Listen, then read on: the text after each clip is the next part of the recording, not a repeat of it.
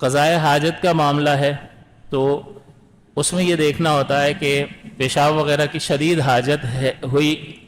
تو سب سے پہلی بات یہ ہے کہ نماز شروع کرنے سے پہلے ہوئی یا نماز کے دوران ایسا ہوا، شدید حاجت ہوئی۔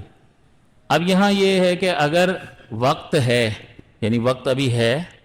تنگ نہیں ہے وقت، نماز قضا نہیں ہوگی، اس کا ڈر نہیں ہے، یہ شروع کرنا ہی گناہ ہوگا۔ حدیث پاک میں آیا، حضور نے فرمایا کہ جس کو بیت الخلاء جانے کی حاجت ہو اور نماز کا وقت ہو تو وہ پہلے بیت الخلاء جائے اور اس کے بعد نماز کے لیے آئے، کیونکہ ظاہر ہے کہ یہ تو توجہ بٹے گی، اس سے تو توجہ رہ ہی نہیں سکتی ہے، تو یہ آگے سے گزرنا اور دوسری ساری چیزیں اور بچوں کو نہ آنے دینا، یہ سب توجہ کا ہی تو مسئلہ ہے زیادہ تر، تو اس سے بھی توجہ نہیں رہے گی، لہٰذا ایسی حالت میں تو نماز شروع کرنا ہی منع ہے۔ اب بعض لوگ جلدی جلدی میں کہ بھئی وضو ایسا لگ رہا ہوتا ہے کہ ٹوٹ جائے گا، لیکن یار وضو ہے نا، ابھی کون جائے اور کرے، اور شروع ہو گئے اور جلدی جلدی جیسے تیسے پڑھ لی، تو یہ مکروہ ہے، یہ درست نہیں ہے، شروع کرنا ہی گناہ ہے۔ تو اس کو چاہیے کہ شروع نہ کرے بلکہ پہلے فارغ ہو اور اس کے بعد اطمینان سے نماز ادا کرے۔ اور اگر وقت نہیں ہے، وقت تنگ ہے، آخری وقت میں نماز پڑھنے لگا ہے اور واش روم جانے کی بھی حاجت ہے، صرف 5 منٹ رہتے ہیں، ابھی وضو کر کے آ گیا یا اس کا وضو ہے اور اس کو حاجت محسوس ہو رہی ہے اور شدید بھی ہے، لیکن مسئلہ یہ کہ اگر واش روم جا کر آتا ہے تو نماز قضا ہو جائے گی، تو اب اسی حالت میں اگر وقت تنگ ہے تو ایسے ہی پڑھ لے، کیونکہ اب مجبوری کی صورت ہے، کیونکہ نماز کو قضا کرنا حرام ہے اور اس حالت میں نماز پڑھنا جو ہے وہ مکروہ ہے، تو حرام زیادہ سخت ہوتا ہے، مکروہ اس سے کم درجے کا ہوتا ہے، تو اس کے مقابل کوئی بھی چیز نہیں، حالات سازگار ہیں، وقت ہے تو پھر اس پر عمل کریں گے، واجب پر عمل کریں گے اور جائیں گے اور فریش ہو کر آ کر نماز ادا کریں گے، لیکن ایک طرف اگر اس کی رعایت کرتے ہیں اور واش روم جا کر وضو کر کے اب نماز پڑھتے ہیں تو قضا ہو جائے گی۔ اب قضا کرنا حرام ہے، اس کو وقت پہ پڑھنا فرض ہے، اور واش روم جا کر فریش ہو کر آنا یہ واجب ہے، تو ایک طرف فرض اور ایک طرف واجب، فرض اعلیٰ ہوتا ہے، واجب اس سے نیچے ہوتا ہے، فرض کو پورا کریں گے، واجب کو اس وقت چھوڑ دیں گے۔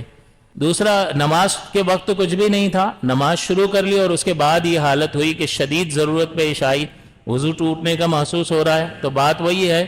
کہ اگر وقت میں گنجائش ہے تو توڑ دے، توڑنا واجب ہے، نماز توڑے، فریش ہو کر آئے اور نماز پڑھے، اور اگر ایسے ہی پڑھ لی تو گناہگار ہوا۔ تو اب ہر ایک اپنی حالت پر غور کرے کہ بعض اوقات نماز کے دوران اس طرح کی کیفیت پیدا ہوتی ہے اور اب کون توڑ کے جائے اور وضو اور یہ اتنا اور پھر دوبارہ 10 منٹ اور نکل جائیں گے، تو یہ تو کرنا پڑے گا ورنہ نماز مکروہ ہوگی۔ اور ایک ہی چیز یاد رکھنا ہے، اپنے نفس کو کہنا ہے کوئی رسم نہیں ہے، یہ کوئی گنتی نہیں ہے جو پوری کرنے کے لیے آیا کہ جیسے تیسے گنتی پوری کری چلو بھاگو، ایسے نہیں ہوتا۔ وہ ذات اقدس دلوں کا حال جانتا ہے۔ آپ کارخانے میں کام کرتے ہو تو سیٹ کی نگاہ سے چرا کر 2 چیزیں تھوڑی گڑبڑ بھی کر دو گے تو وہ بھی نہیں کرنی چاہیے، اللہ جانتا ہے، لیکن سیٹ کو پتہ نہیں چلے گا، یہاں تو اللہ تعالیٰ ہر چیز سے واقف ہے،